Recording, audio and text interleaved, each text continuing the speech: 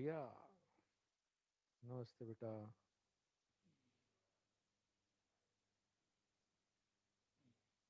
Low voice voice आ रही है? देखो बताओ, रिस्पांस तो भी है, क्लियर सुनाई दे रही है आवाज?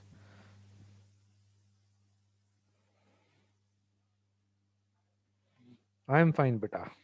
चलो शुरू करते हैं आज का लेक्चर, है ना। इलास्टिसिटी फिनिश कर लेते हैं अपन। इसमें जो बाकी है थोड़ा सा कंटेंट वो देख लेते हैं। एक तो जहरीला रेशो अपने को देखना था, उसके क्वेश्चंस जनरली आते नहीं हैं।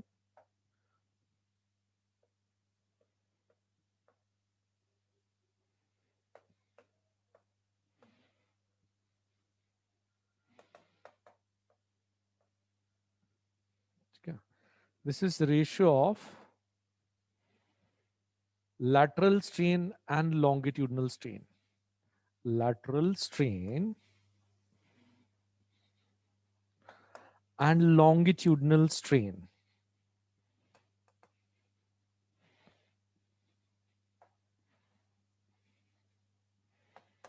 ठीक है, जो लैटरल स्ट्रेन है इसको लिखते हैं minus delta diameter divided by original diameter, longitudinal length में change divided by original length. ठीक है, ये डायमीटर तो ये भी डायमीटर, और रेडियस है दोनों रेडियस। और हमेशा रेडियस या डायमीटर आए जरूरी नहीं है, कोई भी लैटरल डायमेंशन, समझा रहा हूं अभी, कोई भी लैटरल डायमेंशन यहां आ सकता है। ध्यान से सुनिएगा। जैसे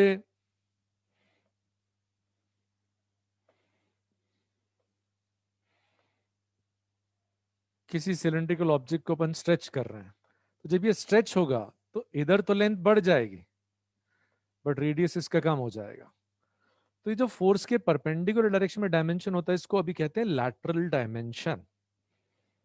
ठीक है, लेंथ तो बढ़ जाएगी लेकिन जो रेडियस है वो कम हो जाएगा, और कॉम्प्रेस करेंगे तो इसका उल्टा होगा। तो ये समझना है बेटा, यहां पर इन दोनों का रेशो जो है, देखो ये जो पॉइजन्स रेशो है इसको समझो आप।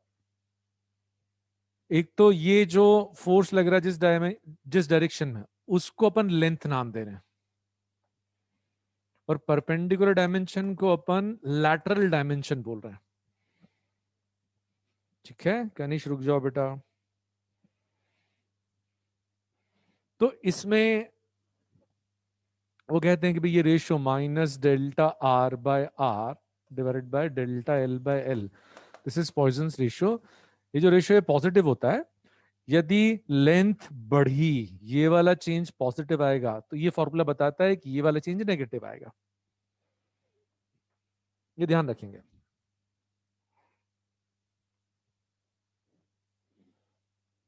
ठीक है,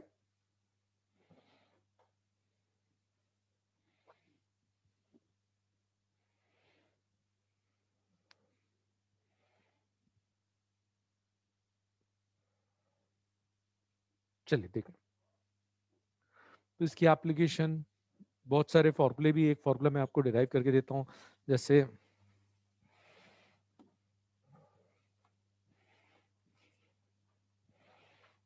ये रिलेशंस हैं तीनों चारों इलास्टिक कांस्टेंट्स में। Eta is y upon 2 1 plus Poisson's ratio 9 by y is equal to 3 by eta plus 1 by k, bulk modulus. K is bulk modulus. K here is bulk modulus.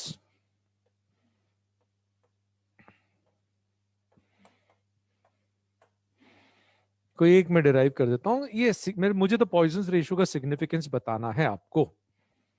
ठीक है, eta is modulus of rigidity.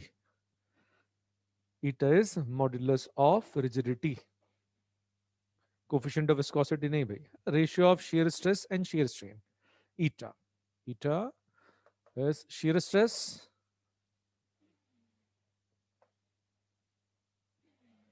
Divided by theta which is shear strain.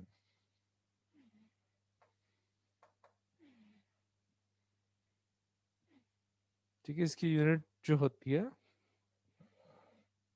हाँ जी भी लिखते हैं, अलग अलग authors अलग अलग सिंबल यूज करते हैं, जनरली ईटा यूज होता है। अब देखो ध्यान से, जैसे एक क्यूब लें, एक क्यूब, ध्यान से देखो, सुनो समझो, मैं आपको ना पॉइजन्स रेशियो का सिग्निफिकेंस बता रहा हूं।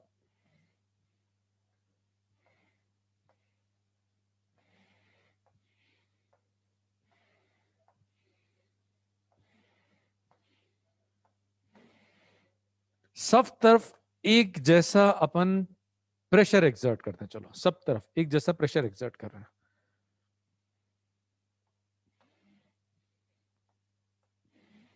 सब तरफ इस क्यूब के ऊपर, ध्यान से देखो। तो पहले अपन इधर वाले जो प्रेशर है इसका इफेक्ट अकाउंट करते हैं, ध्यान से सुनिए, प्रेशर अपन लेंथ रिड्यूस कर रहे हैं, ध्यान से सुनिएगा।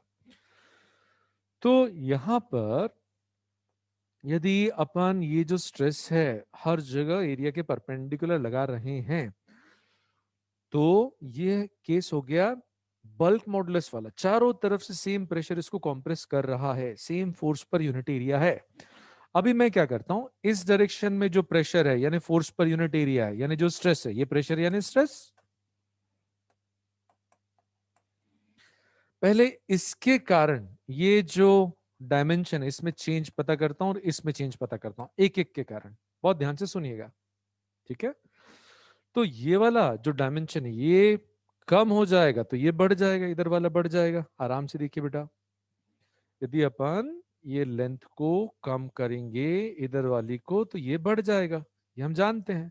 तो पहले इसके कारण क्या हो रहा है, तो यहां पर पहले देखो जो रिडक्शन इन लेंथ है, लेंथ में रिडक्शन यानी स्ट्रेन, ध्यान से सुनिएगा, स्ट्रेन लॉन्गिट्यूडनल, तो जो स्ट्रेस है that divided by y gives you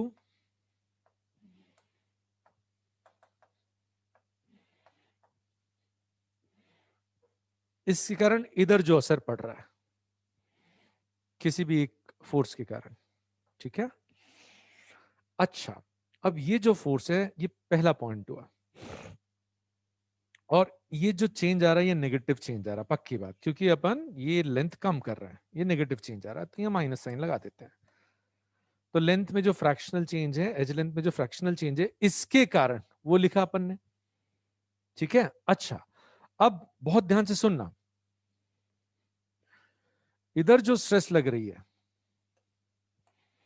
उसके कारण ये जो डायमेंशन है, ये वाला डायमेंशन, ये अब दूसरे दो प्रेशर्स के कारण, ये जो प्रेशर इसको कॉम्प्रेस कर रहा है, ये जो प्रेशर कॉम्प्रेस कर रहा है उसके कारण ये वाली लेंथ बढ़ने की टेंडेंसी है, ये एज लेंथ। इस वाली स्ट्रेस का इफेक्ट अपन ने निकाल लिया, इसका जो इफेक्ट है वो इसको रिड्यूस करना है, इतने अमाउंट से रिड्यूस करना है ना। ऐसे दबाएंगे तो ये वाला डायमेंशन बढ़ने की टेंडेंसी है, और ये वाली स्ट्रेस भी जो इन दोनों फेसेस पे लग रही है उसके कारण भी ये वाला डायमेंशन बढ़ने की टेंडेंसी है ना। समझाता हूं, जैसे क्यूब को सामने से देख रहे हैं, अपन ने इस स्ट्रेस का इफेक्ट निकाल लिया, ठीक है। अब हम ये वाली स्ट्रेस का इफेक्ट देख रहे हैं, ये वाली स्ट्रेस, तो ये वाली स्ट्रेस इस डायमेंशन को कम करेगी लेकिन इसको तो बढ़ाएगी, कितने से बढ़ाएगी, ये समझो बेटा अगले वाले केस में, कि यहां पर जो minus delta R by R है, that is Poisson's ratio into delta L by L, ठीक है।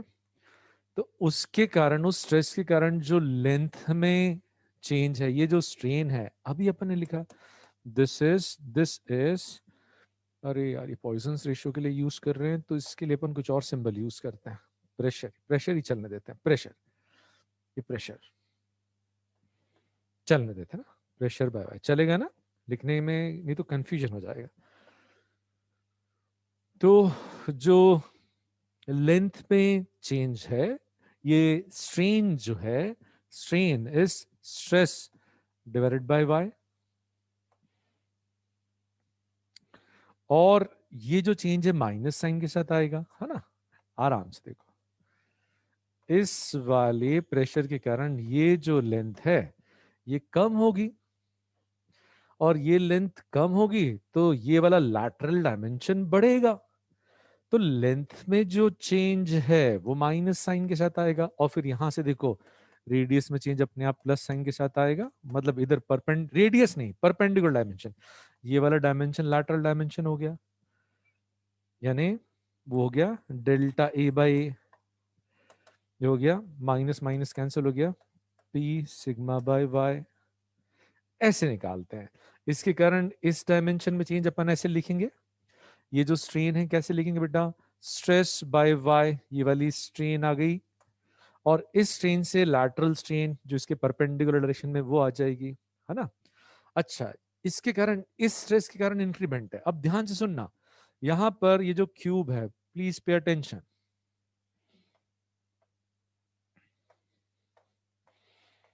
हम ना इस वाले डायमेंशन में कोई एक डायमेंशन में चेंज पता कर रहे हैं, तो ये वाली स्ट्रेस, ये वाली स्ट्रेस ये कम कर रही है, इसका इफेक्ट निकाल लिया, यस और नो, रिस्पॉन्स आना बंद हो गया, क्या बात है, कनेक्शन गया क्या। इसके कारण सबसे पहले निकाला, मैं लिख देता हूं, इसके कारण रिडक्शन आएगा, ये देखो कम करने की कोशिश कर रहा है, और ये आएगा माइनस पी बाय वाई, है ना। अच्छा, फिर अब मुझे इसके कारण बताना, इसके कारण ये जो डायमेंशन मैंने ड्रॉ कर रखा है, इसके कारण ये वाला डायमेंशन कम होगा लेकिन ये तो बढ़ेगा, यस और नो, है ना। तो इसका इंक्रीमेंट दूसरी वाली स्ट्रेस के कारण दूसरे डायरेक्शन में जो लग रही है, प्लस पी बाय वाई और सिग्मा यहां से निकाला, ठीक है, इसमें कोई प्रॉब्लम नहीं होना चाहिए। ऐसी तीसरी स्ट्रेस जो इधर लग रही है, इस वाली फेस पे और बैक फेस पे लग रही है, ऐसी लग रही है, उसके कारण भी देखो इधर कॉम्प्रेशन आएगा, इस एच के अलोंग जो स्ट्रेस लग रही, जो इसको कम करने की कोशिश करी वो इसको कम करेगी, और ये ऐसे पिचकेगा तो ये बढ़ेगा, तो वो भी सेम, ये दूसरी वाली जो परपेंडिकुलर स्ट्रेस है उसके कारण भी इंक्रीमेंट आएगा।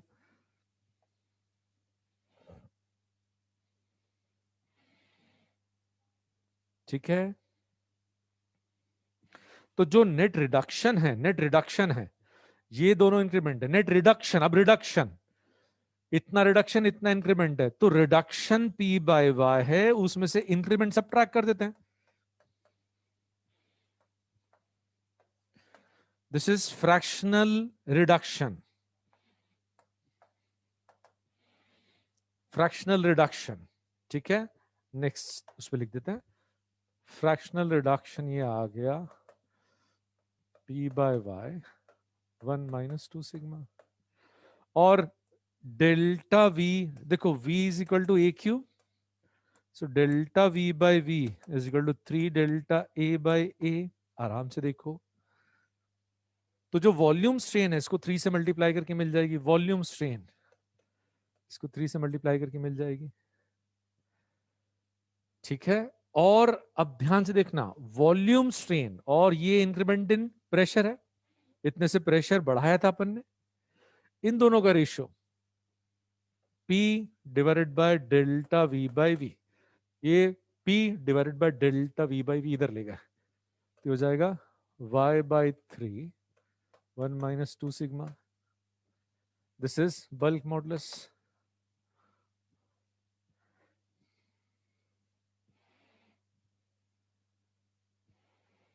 कोई जरूरी नहीं है, बस ये समझ में आना चाहिए। एक लास्ट पॉइंट, बहुत ध्यान से सुनना, क्या समझना है, यदि यहां पर अपन ये फोर्स लगाएंगे और अपने को सिग्मा दे के चेंज इन वॉल्यूम पूछते हैं, बेटा प्लीज पे अटेंशन, ये जो फोर्स है इसके कारण लेंथ में जो चेंज है, प्लीज पे अटेंशन, लेंथ में जो चेंज है वो है longitudinal strain, that is force per unit area stress divided by Y, ये पहला पॉइंट। एक एक पॉइंट अब रिपीटेशन हो रहा है, पॉइजन्स रेशियो कैसे यूज करते हैं वो रिपीट कर रहा हूं ताकि आप क्वेश्चंस में यूज कर पाए, पहली बात। अब दूसरी बात, minus delta R by R divided by delta L by L is equal to sigma, ये हमने डेफिनेशन पढ़ी अभी, डेल्टा एल बाय एल ये हमने अभी निकाला स्ट्रेस बाय वाई, तो delta R by R minus sign उधर ले गए, सिग्मा इधर है, डेल्टा एल बाय एल इधर आ गया, which is F upon A Y. ठीक है, और minus sigma into delta L by L, ये आना चाहिए। और फिर v is equal to pi R square L, तो delta v by V is 2 dr/r plus dl by L. Pi तो कांस्टेंट है, 2 times dr/r, 1 times dl by L. अच्छा, dr/r लिखते हैं, ये dr/r minus sigma dl by L, ये poisons ratio की definition है। डेल्टा आर बाय आर, इस माइनस उधर चले गया, dl बाय एल इधर चला गया, प्लस dl बाय एल। तो fractional change in volume is 1 minus 2 sigma dl by L. ठीक है बेटा, और dl बाय एल यदि आपको लिखना है, dl by L is 1 minus 2 sigma stress force per unit area divided by Y.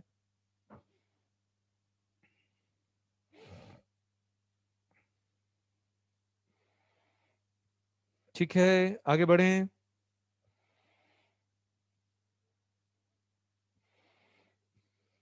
बेटा यही स्क्रीनशॉट सबसे इंपॉर्टेंट है, वो तो डेरिवेशन एक तरह से ये फील आना चाहिए। नेक्स्ट केस देखते हैं अपन।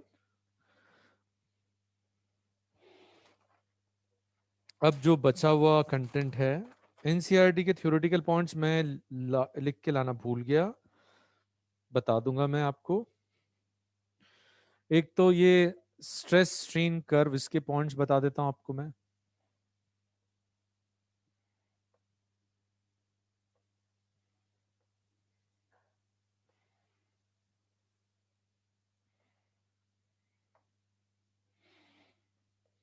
स्ट्रेस और स्ट्रेन, एक पोर्शन आता है जहां पे ये स्ट्रेट लाइन है, मतलब दोनों प्रोपोर्शनल है। एक पार्ट आता है जहां दोनों दोनों प्रोपोर्शनल, तो स्ट्रेट लाइन, तो this is called proportional limit. Hooke's law यहां तक फॉलो होता है, इस पॉइंट तक हुक्स लॉ फॉलो होता है, दोनों डायरेक्टली प्रोपोर्शनल है, दोनों का रेशियो फिक्स्ड होता है। ठीक है, और ये जो एंगल है,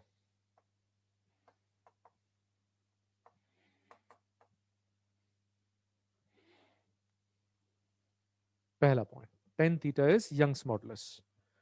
ठीक है, उसके बाद यहां से लेके यहां तक ये है इलास्टिक लिमिट। ये पॉइंट इलास्टिक लिमिट है, यानी क्या, देखो इस पॉइंट तक, इस पॉइंट के पहले आप यदि स्ट्रेस हटा देंगे तो स्ट्रेन जीरो हो जाएगी।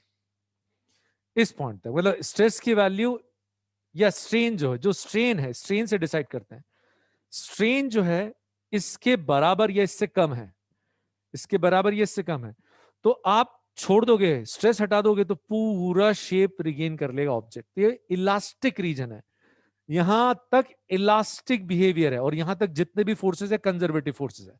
इस इंटरवल में forces are conservative, these are, यहां जो इंटरनल फोर्सेस हैं वो कंजर्वेटिव है। ठीक है, ये ध्यान रखेंगे। और इसको यील्ड पॉइंट भी बोलते हैं, यील्ड पॉइंट, यील्ड। इसके बाद प्लास्टिक फ्लो चालू हो जाता है। इसके बाद दो प्रॉपर्टीज है, यदि यहां स्ट्रेन आ गई और आप इसको छोड़ोगे तो ये मटेरियल ओरिजिनल मतलब जीरो स्ट्रेन पे नहीं जाएगा, जीरो डिफॉर्मेशन पे नहीं जाएगा। ठीक है, यहां से वो ऐसे कुछ लौट के आएगा और कुछ ना कुछ डिफॉर्मेशन रिटेन करेगा, कुछ स्ट्रेन रिटेन करेगा। इसको बोलते हैं परमानेंट सेट, परमानेंट सेट। जो स्ट्रेन बची रह जाती है यहां किसी पॉइंट से, यदि आपने इसको छोड़ा तो ये इस रास्ते को फॉलो नहीं करेगा, वो इस रास्ते को फॉलो करेगा। तो ये परमानेंट सेट, जो स्ट्रेन बची रह जाती है स्ट्रेस हटाने पर।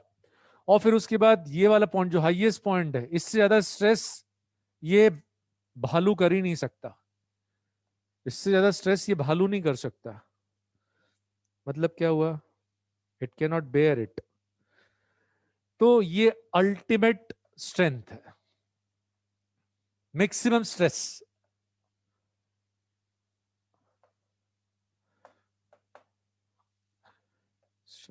मैक्सिमम स्ट्रेस, और ये है ब्रेकिंग स्ट्रेस।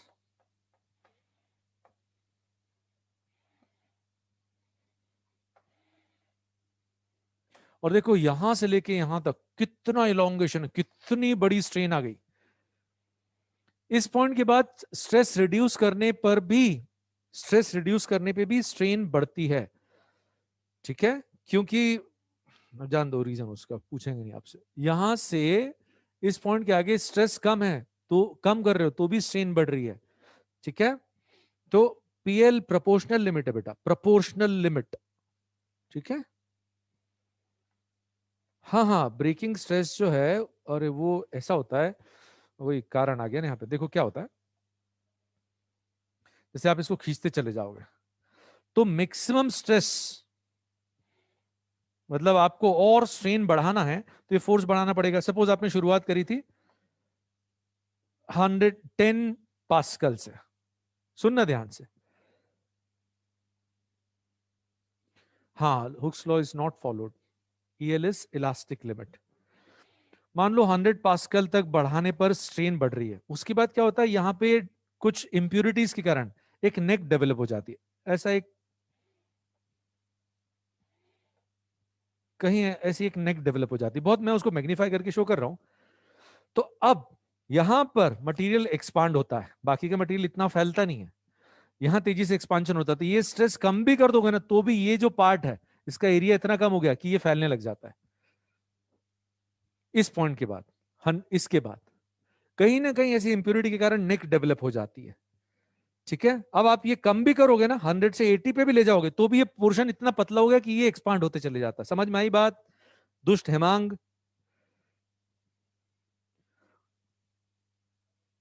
प्योर होता तो यहीं कहीं आके बढ़ के यहीं कहीं टूट जाता। ठीक है, लेकिन कहीं ना कहीं लैटिस इंप्योरिटीज रहती ही हैं, इम्पॉसिबल है प्योर होना, इम्पॉसिबल है। ठीक है, तो यहां से लेके यहां तक जो जबरदस्त इंक्रीमेंट है, इसके कारण आप किसी भी मेटल को वायर में कन्वर्ट कर सकते हो, खूब लेंथ बढ़ जाती है उसकी। तो जिस मटेरियल के लिए ये पार्ट लंबा रहता है, यहां से यहां तक बड़ा एक्सटेंशन रहता है, वो कहलाता है डक्टाइल, जिसको वायर बनाने के लिए यूज कर सकते हो। और जिसके लिए बहुत जल्दी ये टूट जाता है, यहां से बस यहीं आके टूट गया, या बहुत जल्दी टूट गया, ऐसे जल्दी टूट गया, तो कहते हैं ब्रिटल। ठीक है,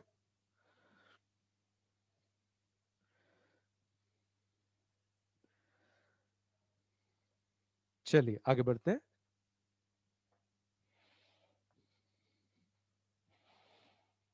स्ट्रेस स्ट्रेन कर्व आपने पूछा, वो देखो अपने मॉड्यूल में इलास्टिक फटीग दे रखा है, इलास्टिक हिस्टेरेसिस दे रखा है। इसके क्वेश्चंस नहीं आते, बस मालूम होना चाहिए क्या है, वो पढ़ लेना जरूर, नहीं तो गड़बड़ हो जाएगी।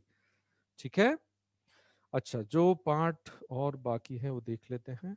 एक एनसीईआरटी का क्वेश्चन मेरे को याद नहीं आ रहा है, मैं लाना भूल गया आज, वो मैं करा दूंगा, बाकी सब मैंने करा दिया है। Everything else has been covered. मैंने थर्मल स्ट्रेस पढ़ा दी ना बेटा, थर्मल स्ट्रेस। ठीक है ठीक है ठीक है ठीक है ठीक है, ओके।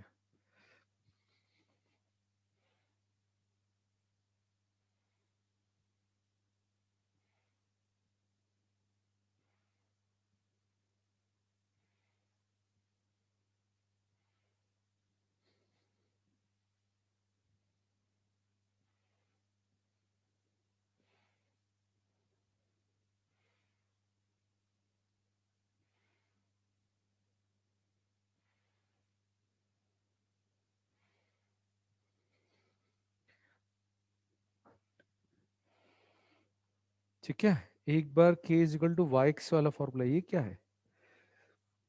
अच्छा वो, आह, ये भी भूल गया इसका। अरे यार, ये 2 पॉइंट मैं लिख लेता हूँ। एक तो इसके क्वेश्चंस कराने हैं k is equal to Y X वाले। ठीक है ठीक है ठीक है, नेक्स्ट क्लास में उसके क्वेश्चंस ले आऊंगा मैं। Work done stretching of wire is F into E, लेकिन एनर्जी हाफ एफ ई होती है, आधी एनर्जी हीट के फॉर्म में लूज कर देता है। हिमांशी यदि है आपके पास क्वेश्चन तो भेज दो ना, वो करा दूंगा, फॉर्मूले भी दे दूंगा मैं आपको, या जान दो नेक्स्ट क्लास के लिए। ठीक है।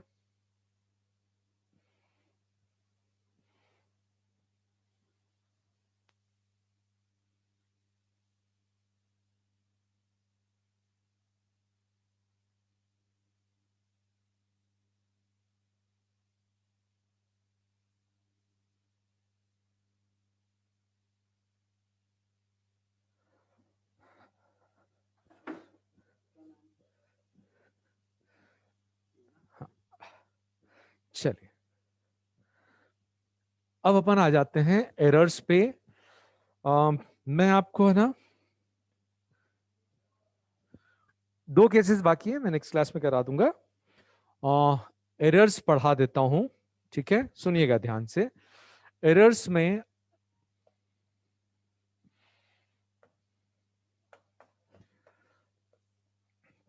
चार पांच कॉन्सेप्ट्स हैं, सब ध्यान से सुनेंगे समझेंगे। पहला टाइप क्वेश्चंस का ऐसा होता है कि वो कहेंगे कि भाई एक एक्सप्रेशन है, ध्यान से सुनना, 100 पाई p क्यूब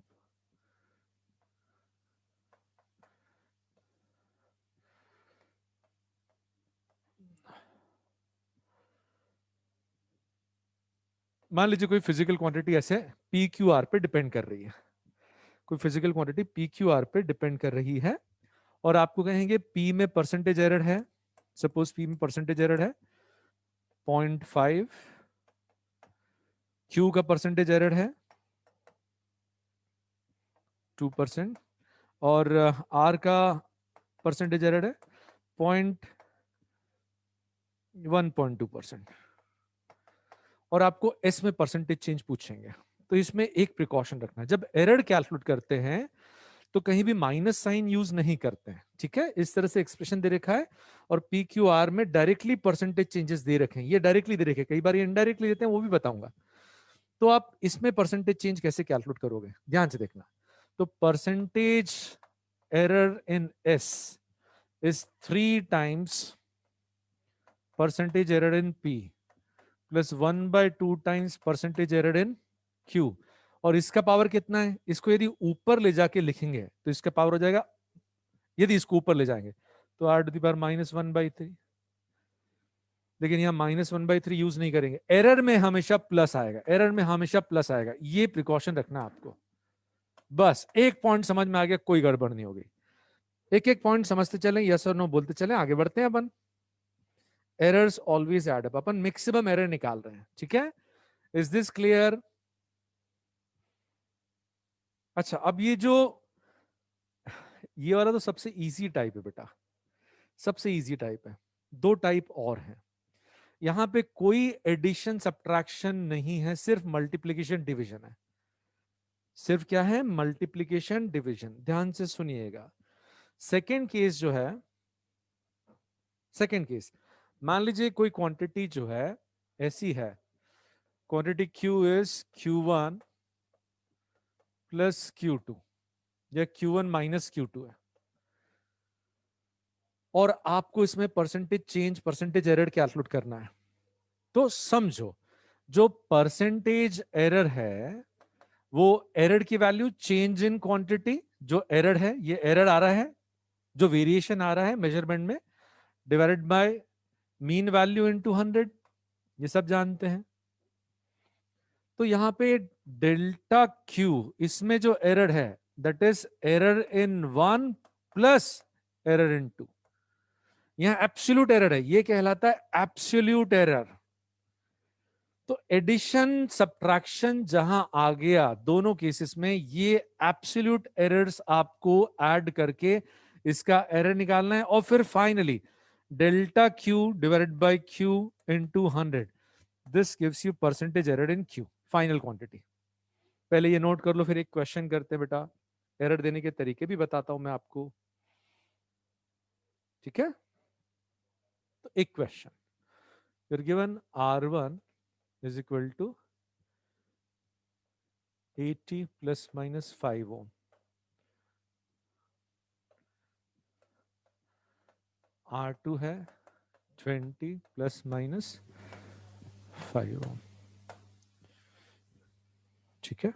नहीं, इसको कर देते हैं।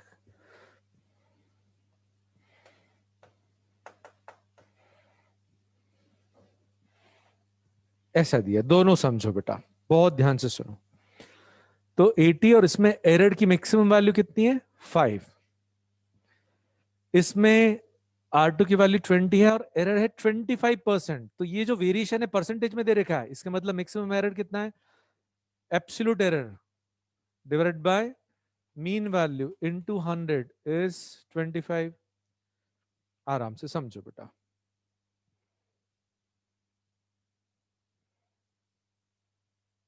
समझ में आई बात? यहां ये कितना आ रहा है जल्दी बताओ, ये वैल्यू कितनी आ रही है? Absolute error 5। तो ये अब मैं एरर देने के तरीके बता रहा हूं आपको, 5-6 तरीके हैं, सब इजी हैं, एक एक बार सुन लेंगे तो कभी अटकेंगे नहीं। तो यहां पर ये आपने लिख लिया भाई, दिस इज 20 प्लस माइनस 5, इसको कन्वर्ट कर लिया। अब आपको इन दोनों का जो इक्विवेलेंट है, सीरीज इक्विवेलेंट है, उसका मैक्सिमम परसेंटेज एरर निकालना है। R1 plus R2 series combination का रेजिस्टेंस है, तब ये जो रेजिस्टेंस है इसमें एरर पूछा है, इस कैलकुलेशन में एरर, तो आप यहां पे सबसे पहले एब्सोल्यूट एरर निकालेंगे। इसका एब्सोल्यूट एरर कितना है? इसमें सुशांत आपको ब्लॉक कर दें क्या? सुशांत, अभी एक को बाहर निकाला है हमने, बार बार एक ही चीज टाइप नहीं करना है, ठीक है? तो यहां पर इसका एरर है 5, इसका ये वाला फॉर्मूला, दोनों यहां प्लस साइन या माइनस साइन इधर हमेशा ऐड होंगे, तो this is coming out to be 10। ठीक है बेटा? अच्छा, और मीन वैल्यू बताओ, इसकी मीन वैल्यू 80 प्लस 20, तो ये रेजिस्टेंस की मीन वैल्यू जो है वो आ गई 100। तो एक तरीका ये हो गया 100 प्लस माइनस 10 लिखने का, लेकिन परसेंटेज एरर पूछा है, तो पहले ये एब्सोल्यूट एरर निकालेंगे, उसको मीन वैल्यू कैसे निकालेंगे? यहां मीन वैल्यूज यूज कर दो, इनटू 100, तो 10%। ये समझ में आया बेटा एडिशन सब्ट्रैक्शन वाला केस?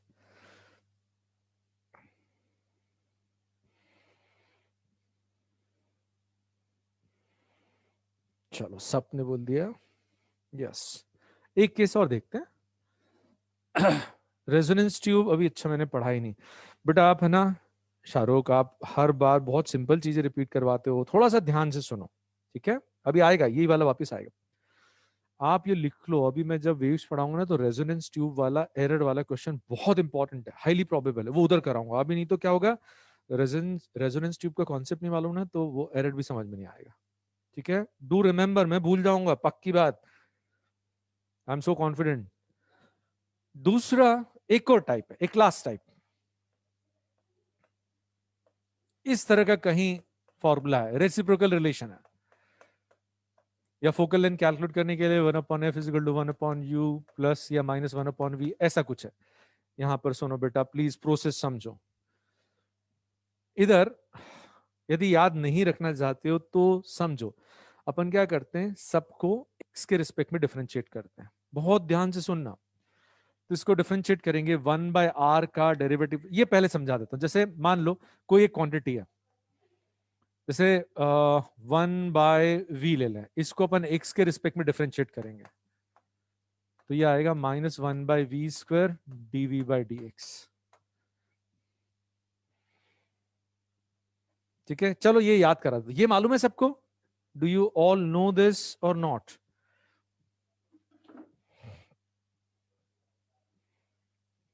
तो ये यहां से शुरुआत करो, एक बार डिराइव कर देता हूं, d/dx of v to the power -1, 1/v। बहुत ध्यान से सुनना। तो यहां अपने आप से बात करेंगे कि x टू द पावर -1 होता तो क्या लिखते हैं? x टू द पावर -1 होता तो n x n-1 लिखते हैं, लेकिन x की जगह क्या है? v, तो वो लिखेंगे, लेकिन v का डेरिवेटिव मल्टीप्लाई करेंगे। ये मैंने फंक्शन ऑफ फंक्शन के डेरिवेटिव में समझाया था। तो -1/v² dv/dx is d/dx of 1/v। ये पहली स्टेप। सब लोग हाँ या ना बोल दो जल्दी एकदम।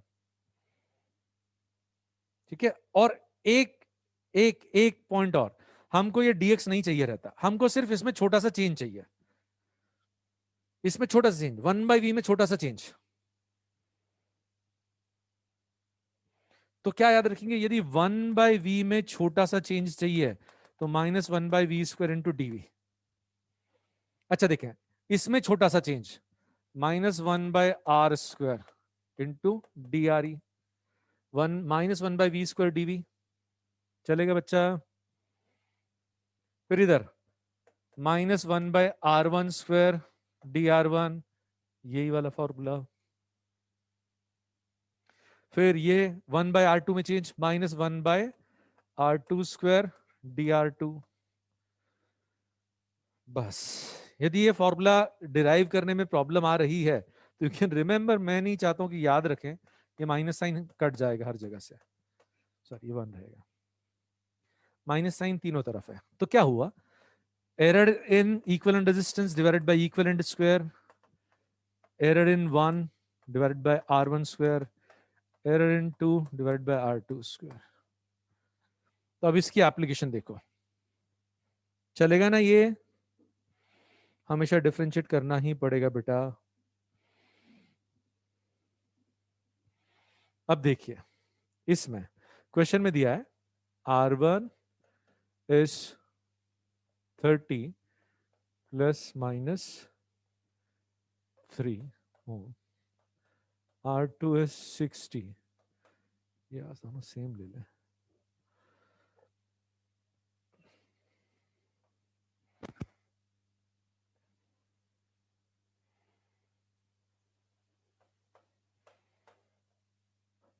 या इसको लेना 5%।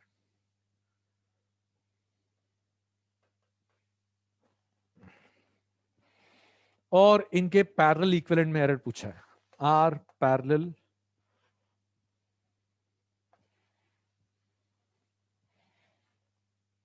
परसेंटेज एरर, ये एब्सोल्यूट एरर पूछा है। ठीक है, अब सुने ध्यान से। सबसे पहले ये रिलेशन लिखेंगे, एक बार फिर लिखूंगे, आप बोलो तो एक बार रिपीट करूंगा, नेक्स्ट वाले में रिपीट कर दूंगा, नेक्स्ट वाले में रिपीट कर दूंगा। तो यहां पे पहले आप ये रिलेशन तो लिखना ही, 1/r equivalent is 1/r1 plus 1/r2, ये भी करने की जरूरत नहीं, तो आपने को पहले मीन वैल्यू निकालना है 20 ओम, स्टेप 1। कोई प्रॉब्लम दुष्ट बच्चों, जल्दी बताओ। अच्छा, फिर ये वाला एक्सप्रेशन डिराइव करोगे, ये तो error in equivalent divided by 20 square, error in 1 divided by r1 square, error into 5% कितना हुआ इसका 3, इसका 5% कितना हुआ 3, चलेगा ना? 60 का 10% होता है 6, तो 5% 3। अब ये एरर इन इक्विवेलेंट रेजिस्टेंस आ गया, इस 20 को उधर ले जाओ, 20 उधर ले जाओ, जैसे आपको ठीक लग रहा है कर सकते हो। मैं कैलकुलेशन परफॉर्म कर देता हूं, let me do the calculation. 4 12 4 12 15/60 square, तो उधर से आ जाएगा 3 का स्क्वायर 9, तो ये आ रहा है, मतलब कैलकुलेशन परफॉर्म करने के बाद डी आर ई आ रहा है 5/3 ओम। तो परसेंटेज एरर आ गया, change in value divided by original value into 100, ये परसेंटेज एरर आ गया। समझ में आई बात? उज्जवल, प्रीवियस स्लाइड।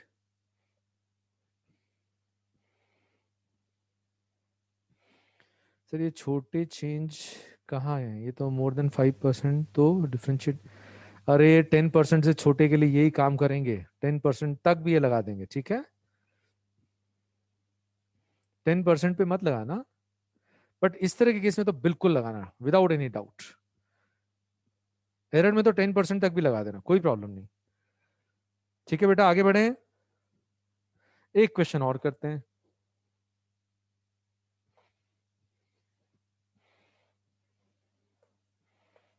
अब बहुत, अगला क्वेश्चन करने के पहले एरर देने के तरीके बता देता हूं। जैसे पहला तरीका, मान लीजिए कोई लेंथ स्पेसिफाई कर रहे हैं, तो लेंथ स्पेसिफाई करने का तरीका, लेंथ है 100 centimetres plus minus 2 centimetres, 100 centimetres plus minus 2%, इसी को बताने का। ये दो तरीके तो समझ लिए, कोई प्रॉब्लम बेटा इसमें? एरर स्पेसिफाई करने के ये दो तरीके तो हमको एकदम क्लियरली मालूम है ना। अब और तरीके, कई बार आपको कहेंगे जो स्केल यूज करी है, ठीक है, उसका लीस्ट काउंट दे रखा आपको, यदि इस तरह से नहीं बताया है, इस तरह से अलग से नहीं बताया है, तो फिर पहला तरीका लीस्ट काउंट। बहुत ध्यान से सुनना, किसी एक स्केल से अपन ने लेंथ मेजर करी है, लेंथ मेजर्ड आई है 100 सेंटीमीटर और कुछ नहीं बताया, उसका लीस्ट काउंट 1 सेंटीमीटर है या 1 mm है, तो एरर आ गया 1 mm। Maximum error in reading is taken as equal to least count. इसका फील्ड डेवलप कर लो, बहुत ध्यान से सुनना, लिसन केयरफुली, एक फील आएगा, मजा आएगा।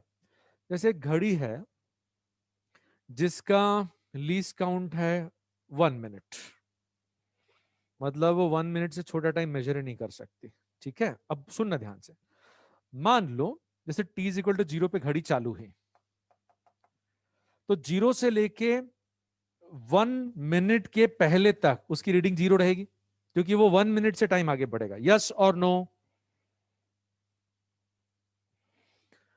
अब 1 मिनट कंप्लीट हो गया तो उसकी रीडिंग 1 हो जाएगी, और 1 से लेके 2 मिनट के जस्ट पहले तक रीडिंग आएगी 1 मिनट। मान लो कोई ऐसी इवेंट है, बहुत ध्यान से सुनो, कोई ऐसी इवेंट है जिसका टाइम है 1.999999 मिनट, इसमें रीडिंग कितनी आएगी? इसमें रीडिंग कितनी आएगी? जब तक 2 नहीं हो जाता क्लॉक क्या शो करेगी? 1 मिनट। हाँ, तो यहां पर मैक्सिमम पॉसिबल एरर किसको अप्रोच कर रहा है? मैक्सिमम पॉसिबल एरर किसको अप्रोच कर रहा है? Equal to 1 minute. समझ में आई बात? ये फील हुई? मान लो कोई घटना है, उसका टाइम है 1.5 मिनट्स, तो भी इसमें रीडिंग क्या आएगी? 1 मिनट।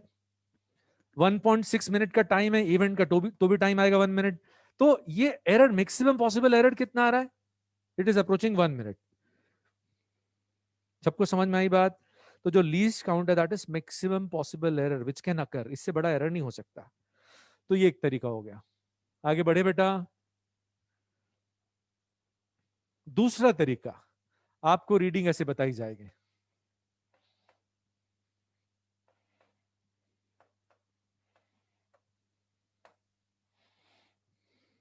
इसमें लीस्ट काउंट वगैरह कुछ नहीं बताया, इसमें ये जो लास्ट सिग्निफिकेंट डिजिट है, this gives you maximum possible error, मतलब 0.1 सेंटीमीटर का मैक्सिमम एरर है। मतलब ये जो है, ये लास्ट डिजिट क्या बताती है? लीस्ट काउंट ही तो बताती है। लास्ट डिजिट मतलब सुनो, कहीं किसी स्केल से आपने मेजरमेंट परफॉर्म किया, उसमें रीडिंग आई 10.2 सेंटीमीटर, तो मतलब लीस्ट काउंट कितना हो गया उसका? 0.1 सेंटीमीटर, क्योंकि वो 0.2 सेंटीमीटर पढ़ पा रही, मतलब उसमें जो 2 सेंटीमीटर हैं, ये जैसे 10 सेंटीमीटर, फिर 1 और 2, तो 10.2 सेंटीमीटर रीड कर पा रहे हैं। यदि अपन 10.2 पढ़ पा रहे हैं, मतलब यहां पे सबसे छोटी रीडिंग क्या है? 0.1 सेंटीमीटर है कि नहीं? जल्दी बताओ दुष्ट बच्चों, जल्दी बताओ। तो यहां पर ये जो लास्ट सिग्निफिकेंट फिगर है, ये 0.1 सेंटीमीटर है, तो maximum possible error is 0.1 centimetre.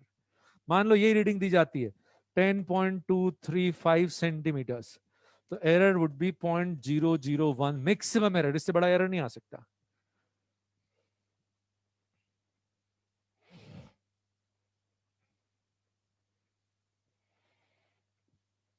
ठीक है। तीसरा तरीका एरर देने का,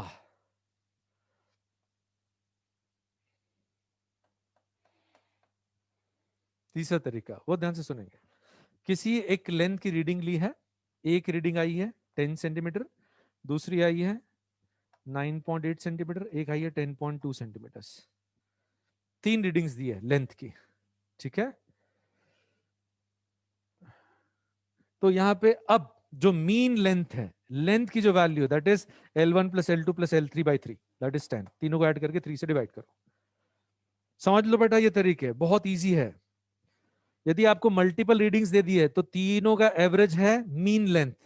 अच्छा, यहां पे एरर कितना है, इस रीडिंग में एरर कितना है, इस ये मीन वैल्यू मानेंगे, यहां एरर कितना है 0, यहां एरर कितना है, सब प्लस साइन के साथ 0.2, यहां एरर कितना है 0.2, इसको 3 से डिवाइड कर देंगे तो मीन एरर आ गया,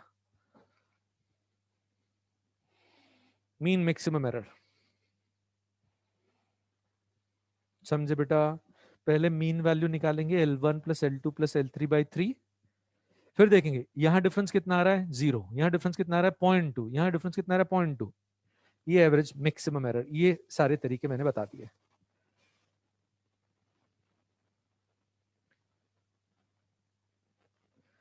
टू वाला नहीं आया, अरे दुष्ट बच्चे, मैंने अभी क्या बताया, least count, Himanshi least count समझ में आया ना बेटा, least count is the maximum error.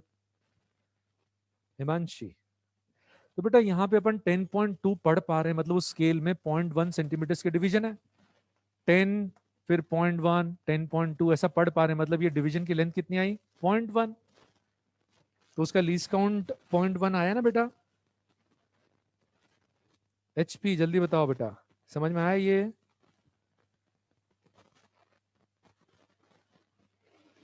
चलेगा? ये एरर देने के सारे तरीके हैं, एक पॉइंट और मुझे बताना है बस, कोई बात नहीं, 10.5 हो तो 10.5 है तो फिर इन तीनों को ऐड करके 3 से डिवाइड करेंगे, फिर ये निकालेंगे और ऐसी कैलकुलेशन परफॉर्म करेंगे, ठीक है?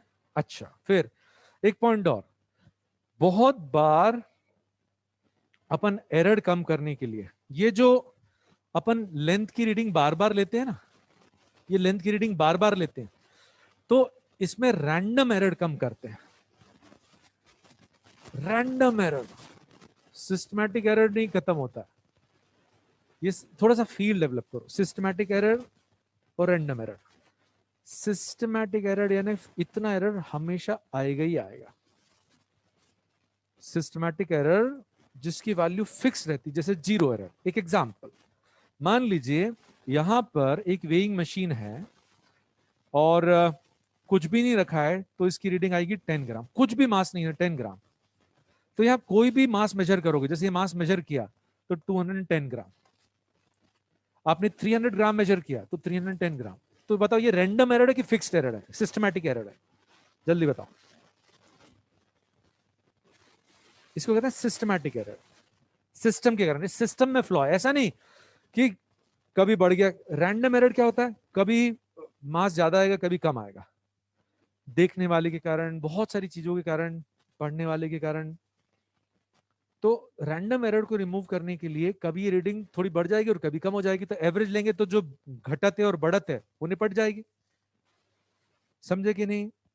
तो इस तरह से मल्टीपल रीडिंग्स लेने का कारण क्या है वो आपसे पूछेंगे, कौन सा एरर रिड्यूस करना है, क्योंकि रैंडम एरर में कभी ये 10.2 हो जाएगी, 0.2 से बढ़ जाएगी, तो नेक्स्ट टाइम रैंडम है तो 0.2 से कम हो जाएगी। तो लेंथ की वैल्यू रीड करने के लिए किसी एक ही क्वांटिटी को मेजर करने के लिए उसकी बार बार रीडिंग ले रहे हैं, तो लिखो कौन सा एरर रिड्यूस कर रहे हैं, जल्दी बताओ। रैंडम एरर, ठीक है? अच्छा, जीरो एरर कैसा एरर है बताओ, जीरो एरर किसी एक, या सिस्टमैटिक एरर, ठीक है बेटा, फिक्स एरर है, सिस्टमैटिक एरर, सिस्टम में ही प्रॉब्लम है उस।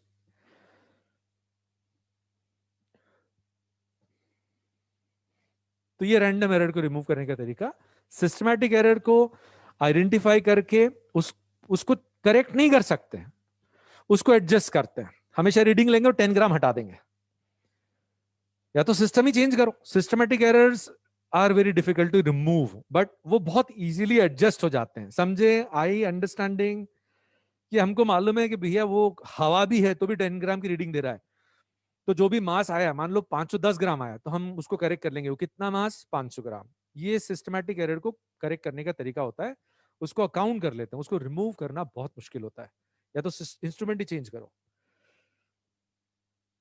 अच्छा, ये अब दो पॉइंट्स बहुत ध्यान से सुनना, ये लेंथ वाली बात तो मैंने बता दी, रैंडम एरर कम करती है। एक चीज और, सिस्टमैटिक एरर को कम करने का तरीका बताता हूं कुछ केसेस में।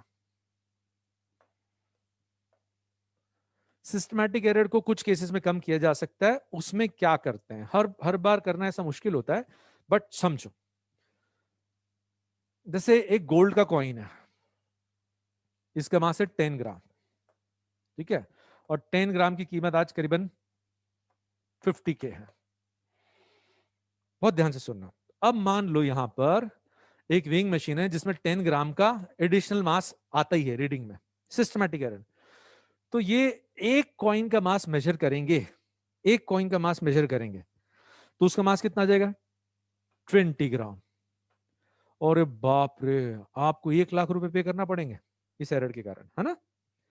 अब ये सिस्टमैटिक एरर है, इसको रिमूव करने का तरीका फील डेवलप करो बेटा। सिस्टमैटिक, इसमें क्या करेंगे, यदि सिस्टमैटिक एरर है तो आप इस वेइंग मशीन पे 1000 कॉइन मेजर करो, 1000 कॉइन्स। एक कॉइन के मास है 10 ग्राम, तो बताओ ये 10,000 कॉइन्स का टोटल मास कितना आएगा, जल्दी बताओ। 1000 कॉइन्स का 10,000 ग्राम, एक एक स्टेप समझो, है ना? और इसमें एरर आएगा 10 ग्राम का, ये एरर आया। कितने कॉइन्स के मास में एरर आ रहा है? 10 ग्राम, 1000। आराम से देखो। अब यदि अपन ऐसा करेंगे कि 1000 कॉइन्स का ये टोटल मास आया जिसमें 10 ग्राम का एरर आ गया, तो 1 कॉइन का मास निकालेंगे तो क्या आएगा? डिवाइड कर दो। तो एरर जो है 10 ग्राम का वो 1000 कॉइन्स में डिस्ट्रीब्यूट हो गया। तो पहले यदि एक ही कॉइन का मास मेजर करेंगे 10 ग्राम, तो वेट आएगा 20 ग्राम। तो एक ही कॉइन का मास मेजर करेंगे तो एरर कितना आ रहा है? 10 ग्राम। अरे रिस्पॉन्स दे दो रे भैया। 10 ग्राम आया, है ना? और ऐसे 1000 कॉइन्स का मास मेजर कर लेंगे तो 10 ग्राम का एरर पूरे 1000 कॉइन्स में डिस्ट्रीब्यूट हो गया। उसने 1000 कॉइन्स का मास 10 ग्राम से बढ़ाया, तो एक कॉइन का कितने से बढ़ा दिया? 0.01 से। ये सिस्टमैटिक एरर रिड्यूस करने का एक तरीका है जो कुछ केसेस में यूज कर सकते हैं। बिल्कुल बिल्कुल सोनाली, बिल्कुल सही है बेटा। फील आया कि नहीं बताओ? उसको ऐसे समझो कि मान लो आप, है ना, अभी पेंडेमिक में एलन में आते हो, तो कोई एक सरकारी अफसर, ठीक है, वो बोलता है कि इस लाइन क्रॉस करने के, एक एक एग्जांपल हाइपोथेटिकल, मैं 1000 रुपए लूंगा, ठीक है, एक आदमी करे या 1000 आदमी करे, पहले आपको 1000 रुपीज देना पड़ेंगे। तो एक अकेला आदमी यदि क्रॉस करेगा तो एरर 1000 रुपीज का उसके सिर पे आ गया। आपने एलन के 10,000 बच्चों को इकट्ठा कर लिया या 1000 बच्चों को इकट्ठा कर लिया और आ गए, तो उस ग्रुप को भी 1000 रुपीज देना पड़े। तो वो बताओ, जो 10,000 रुपीज का एरर है वो डिस्ट्रीब्यूट हो गया ना, 1 रुपी हो गया। ये फील आना चाहिए बेटा, ठीक है? हाँ Ajit, sometimes what happens is with time there is some change in system, there is some change in system, ठीक है? जैसे यहां तो मैंने बहुत इजी एग्जांपल लिया जिसमें अपने को सिस्टमैटिक एरर मालूम है, जिसमें सिस्टमैटिक एरर अपने को मालूम है, but sometimes the situation is such कि we are not aware of systematic error, ठीक है? हाँ, श्रीरंग को पार्टी याद आ रही है, दुष्ट श्रीरंग। तो इसमें समझे बेटा, ये ध्यान रखो, इसमें सबसे ज्यादा केसेस आते हैं टाइम पीरियड के। जैसे पेंडुलम का टाइम पीरियड मेजर करने के लिए वो कहेंगे कि जो घड़ी यूज कर रहे हैं, बहुत ध्यान से सुनो। हाँ बिल्कुल बिल्कुल, उसमें भी एरर आती होगी, हर कैलकुलेशन में एरर आती है। टाइम पीरियड मेजर करना है, जो क्लॉक यूज कर रहे हैं उसका लीस्ट काउंट है सपोज 1 सेकेंड, तो क्या करेंगे, ऐसे करेंगे कि 100 ऑसिलेशंस का टाइम मेजर करेंगे। 100 ऑसिलेशंस का टाइम आया 200 सेकेंड्स, ठीक है? 100 ऑसिलेशंस का टाइम आया 200 सेकेंड्स। और अब वो बोलेंगे, ध्यान से सुनो, कि टाइम पीरियड की वैल्यू और एरर बताओ। तो 100 ऑसिलेशंस का टाइम कितना है? 200 सेकेंड्स। तो एक ऑसिलेशन का टाइम कितना आ गया, जल्दी बताओ बेटा? 2 सेकेंड्स। और घड़ी ये जो भी टाइम मेजर कर रही है, इसमें एरर कितना आ रहा है? 1 सेकेंड का। पूरे 100 ऑसिलेशंस कि टाइम में जो एरर आ रहा है वो 1 सेकंड का, तो बताओ 1 ऑसिलेशन में एरर कितना आएगा, जल्दी बताओ।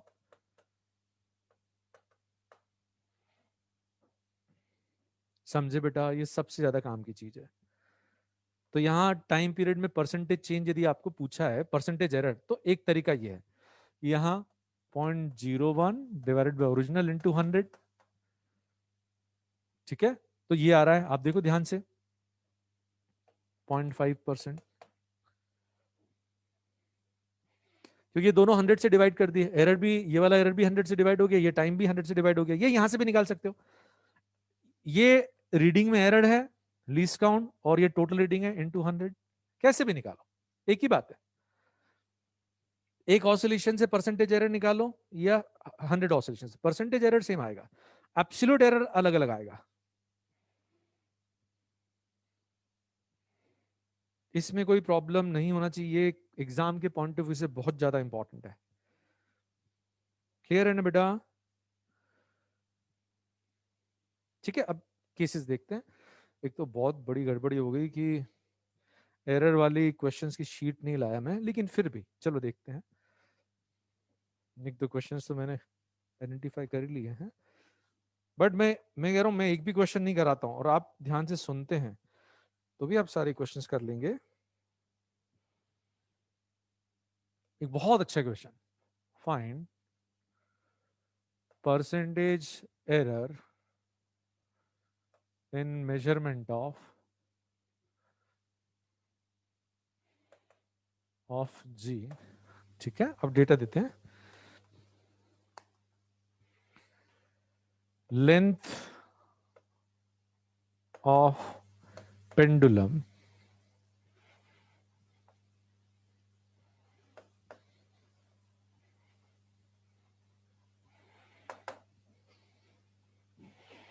is equal to 20 centimeters measured from scale having millimeter markings.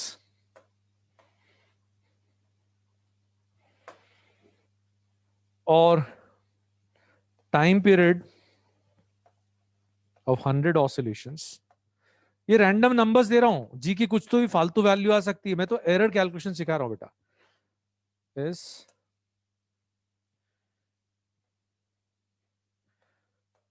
200 seconds with clock of least count 1 second। ठीक है, ये डेटा दे रखा है, इसको थोड़ा चेंज भी करेंगे। अपने को जी की वैल्यू में परसेंटेज एरर पूछा है, तो ध्यान से देखो, time period is 2 pi under root L by G, तो T square is 4 pi square L by G. एक एक स्टेप समझो, तो जी जो है इधर लिखते हैं, G is coming out to be 4 pi square L by T square, L by T square. आराम से देखो, first step, is this clear बच्चा पार्टी? ठीक है ना? अच्छा, मैं जगो कर रहा हूं, इंदौरी जगो, तो ये तो कांस्टेंट है भैया, तो percentage error in G is 1 times percentage error in L plus 2 times percentage error in T। और माइनस आना चाहिए, आना चाहिए कि माइनस, बताओ।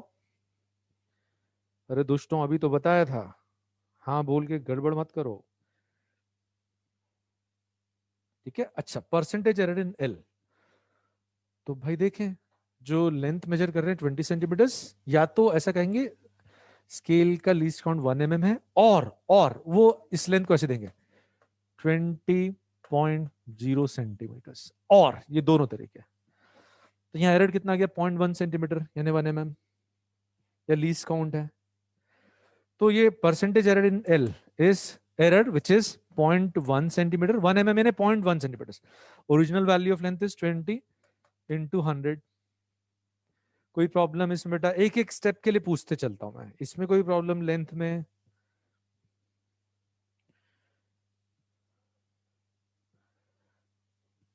और फिर 2 times percentage error in time, तो यही देख लो, 200 सेकेंड्स में एरर कितना आ रहा है, 1 सेकेंड का। पूरा 200 सेकेंड मेजर करने में एरर कितना आ रहा है, 1 सेकेंड, तो error divided by time in which this error has occurred into 100। ठीक है, दिस इज ओके।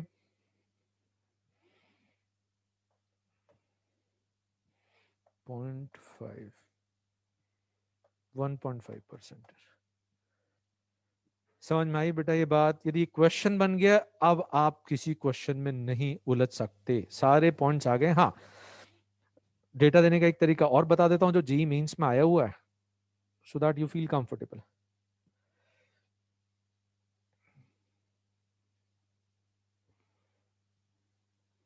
ठीक है, उन्होंने एक लेंस की फोकल लेंथ और उसमें एरर पूछा है, और u वर्सेस v ग्राफ दिया है। ये v है और ये u है, ऐसा ग्राफ दे रखा है, और क्लियरली उसमें ऐसा दिख रहा है,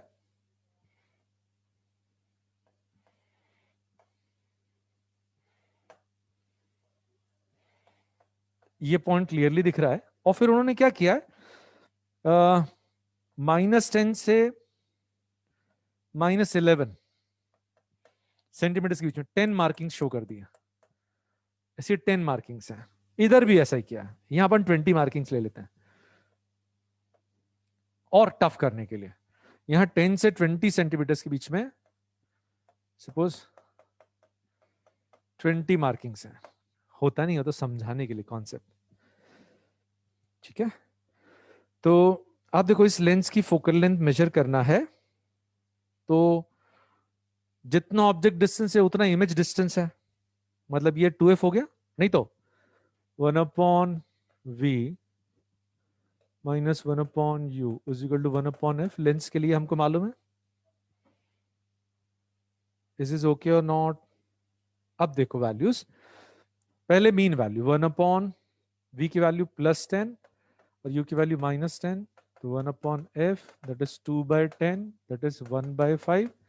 तो f की वैल्यू तो 5 सेंटीमीटर आई, मीन वैल्यू आई, एरर नहीं है ये। ठीक है, अरे भैया इधर ये समझ में आया कि नहीं? जल्दी।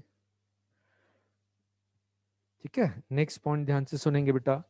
अब जो एरर है, ये रेसिप्रोकल वाला केस है, ध्यान से देखिएगा। इसको हटा दूं, इसको हटा दूं, तो यहीं से समझ में आना चाहिए, ये 2f है, ये 2f, ये 2f, ये 2f है, ये तो डायरेक्टली भी करते बनना चाहिए, है ना?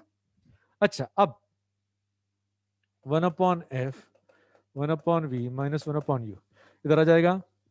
सब जगह प्लस साइन ही आना चाहिए, वैसे तो एरर में सब जगह प्लस साइन आएगा। शायद ये याद हो, df/f², सब जगह plus sign, dv/v, errors add होते हैं, प्लस du/u²। इससे स्पीड बहुत बढ़ जाएगी। 1/r equivalent is 1/r1 plus 1/r2 dr equivalent upon re²। Error में और कहीं नहीं।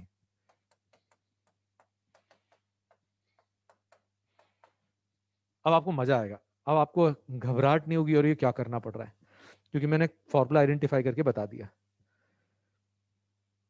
वो फॉर्मूला प्रेमी जनता है, लेकिन अंडरस्टैंडिंग दी वो कहां से आया है ना, दुष्ट जनता।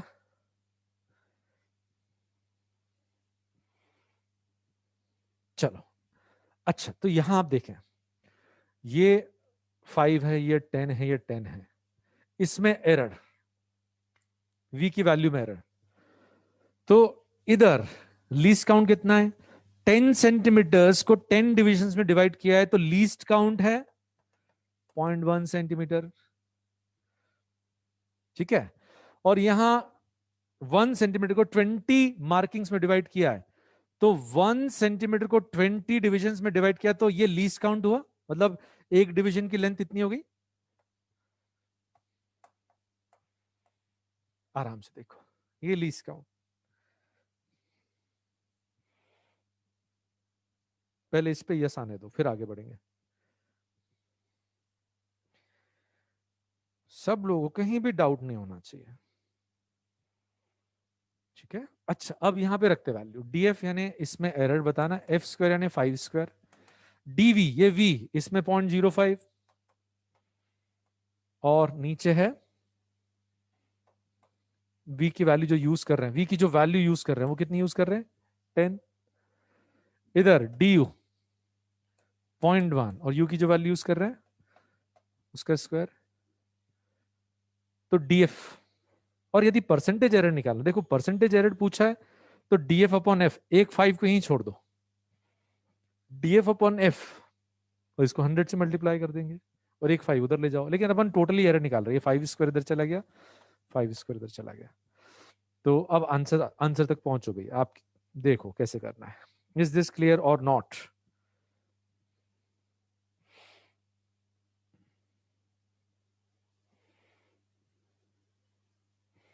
Clear clear clear, yes yes yes.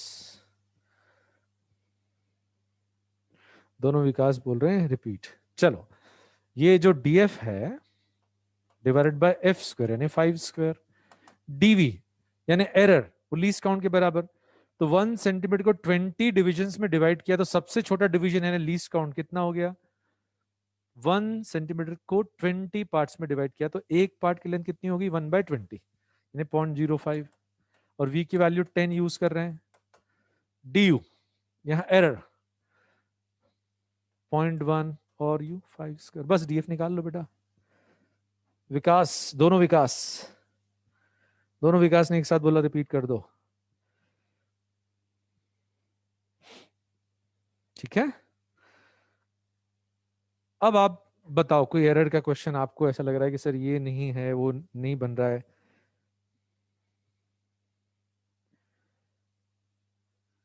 Reciprocal में एरर आज पहली बार पड़ा बेटा, बिल्कुल वो स्टैंडर्ड केस है।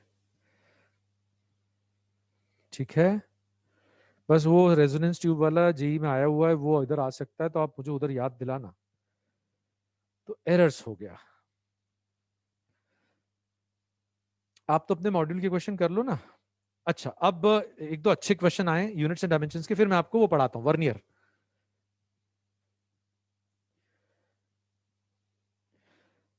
देखो एक बच्चा पूछ रहा है जो भी पढ़ा वो इंपॉर्टेंट है क्या? नहीं बेटा, अपन तो बोर हो रहे थे ना यार, अपने पास बहुत ज्यादा समय है, तो ऐसा इच्छा हुई कि थोड़ा टाइम वेस्ट करें यार।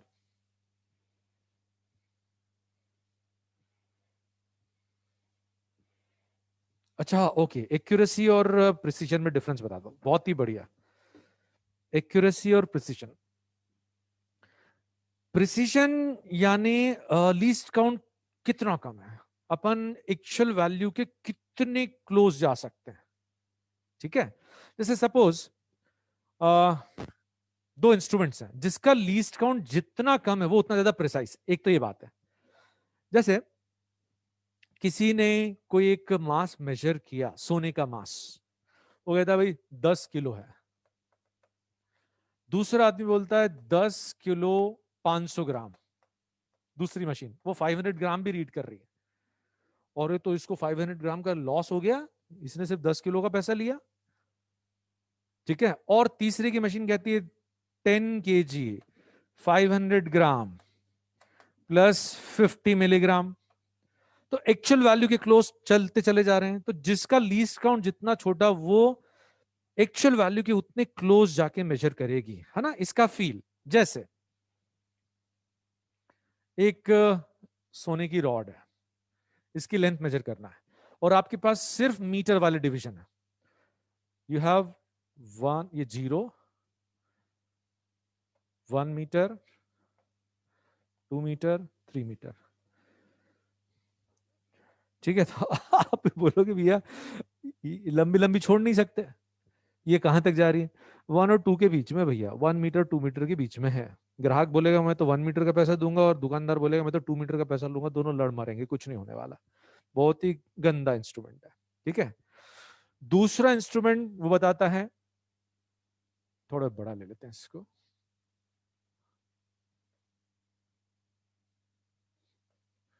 ये 1 मीटर और ये 2 मीटर इधर गया। दूसरा वाला बताता है भाई यहां पर सेंटीमीटर मार्किंग भी है,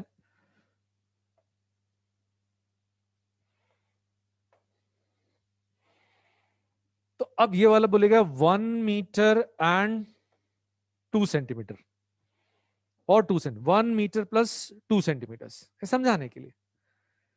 लेकिन अभी भी ये रीडिंग इसके बहुत क्लोज नहीं है। फिर इसमें और छोटी छोटी मार्किंग्स है, तो ये भी बता सकते हैं कि 2 सेंटीमीटर से और कितना है। तो ये प्रिसीजन हो गया। अब एक्यूरेसी,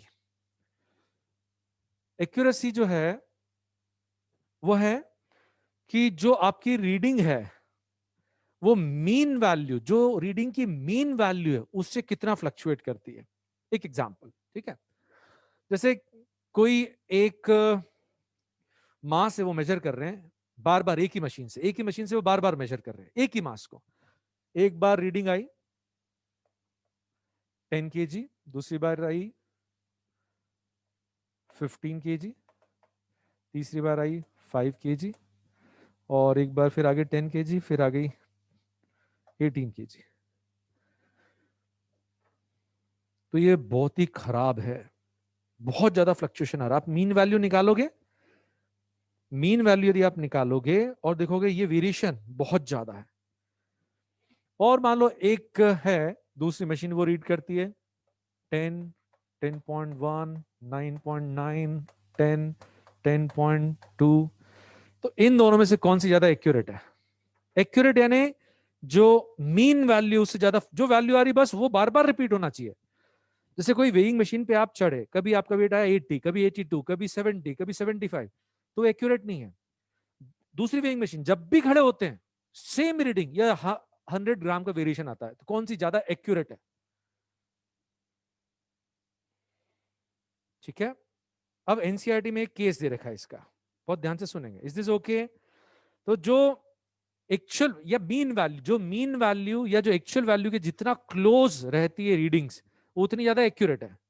प्रिसीजन अलग है, प्रिसीजन बिल्कुल अलग है, एक्यूरेसी बिल्कुल अलग है। तो आप कौन सा इंस्ट्रूमेंट प्रीफर करोगे? जल्दी बताओ, एक्यूरेट की प्रिसाइज? जल्दी बताओ, ए की पी? जल्दी बताओ। अभी क्लास में, yes, Hemang the only one giving the right answer.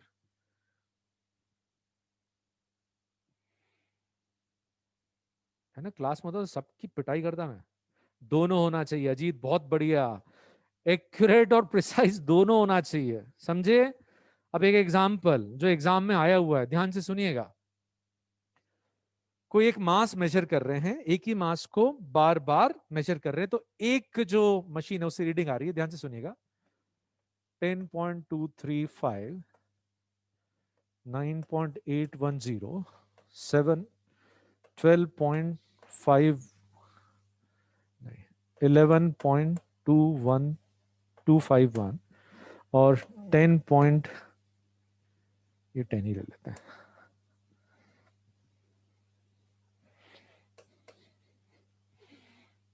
8.125 ऐसी। ठीक है। और दूसरी जो एक रॉड है उसके मास से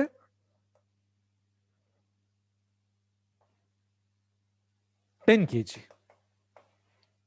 उसकी रीडिंग्स आ रही है, उसकी रीडिंग्स आ रही है। ठीक है।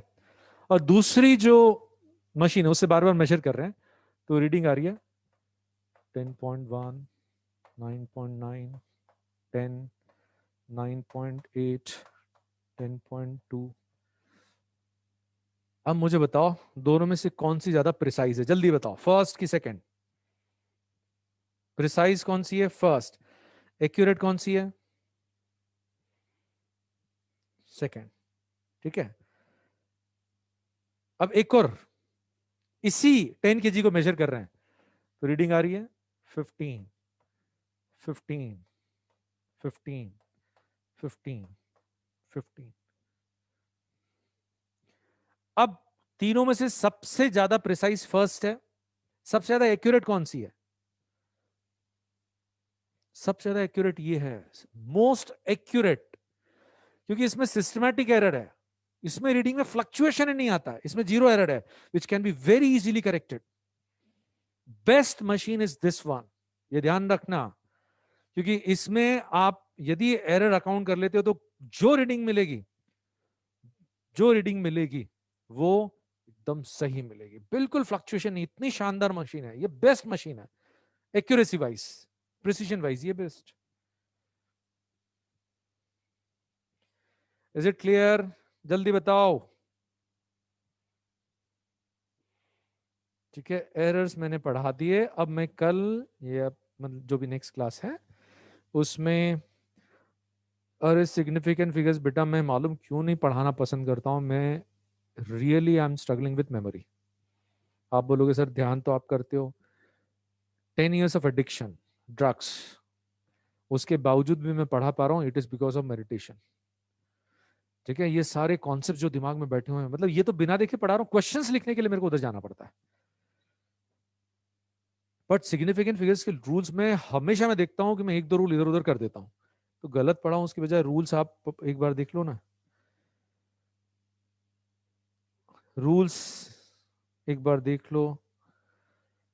और किसी क्वेश्चन में डाउट है तो ऐसा करो ना, सर ये वाले क्वेश्चन नहीं बन रहे, तो मैं वो रूल लिख के ले आऊंगा जो रूल लगने वाला है, तो मैं गलती नहीं करूंगा, वो ज्यादा अच्छा है, क्योंकि मैं गलत सॉल्व कर दूंगा, गड़बड़ कर दूंगा। ठीक है, मॉड्यूल में अच्छा लिखा है। ठीक है, रूल्स तो पढ़ने से क्लियर हो जाएंगे, यस बेटा, लेकिन कहीं क्वेश्चन में अप्लाई करते समय प्रॉब्लम है तो मैं वो बता दूंगा, आप मेरे को रूल भेजना और क्वेश्चन भेजना कि सर ये रूल यहाँ पे कंफ्यूजन क्रिएट कर रहा है। Yes yes yes Hemang sir, आपकी honesty, I love your honesty, thank you बेटा। मॉड्यूल में जो करेक्शन है बता देना मेरे को। अब जो 1D के डाउट्स है वो तो खत्म हो गए, 1D एरर्स के डाउट्स आप भेज सकते हैं, एरर्स और यूनिट्स एंड डायमेंशंस का एक बहुत अच्छा क्वेश्चन आया, वो भी मैं करा दूंगा नेक्स्ट क्लास में। भेजे बच्चों ने डाउट्स जो आज डिस्कस नहीं किए। जीपीएम के डाउट्स आप, अभी आपके पास टारगेट है एनएलएम का और 2D का और जीपीएम का, मंडे तक भेजो। मंडे क्लास के पहले यदि नहीं भेजे तो नहीं बताऊंगा। ठीक है, मंडे क्लास के पहले डाउट्स भेज देना, नहीं तो डेडलाइन आप लोग क्रॉस करते चले जाओगे, कब होगा अपना सिलेबस। ठीक है,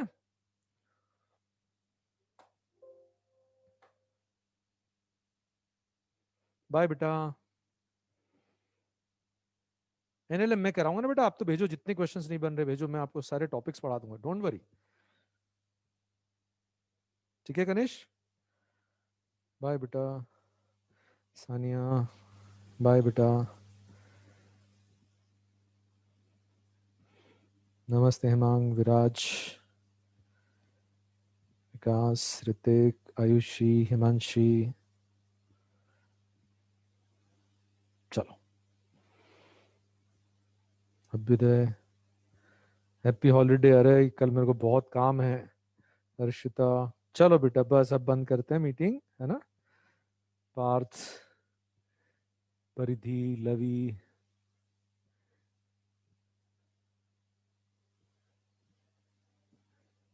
हमें भी बहुत पढ़ना है। श्रेष्ठ।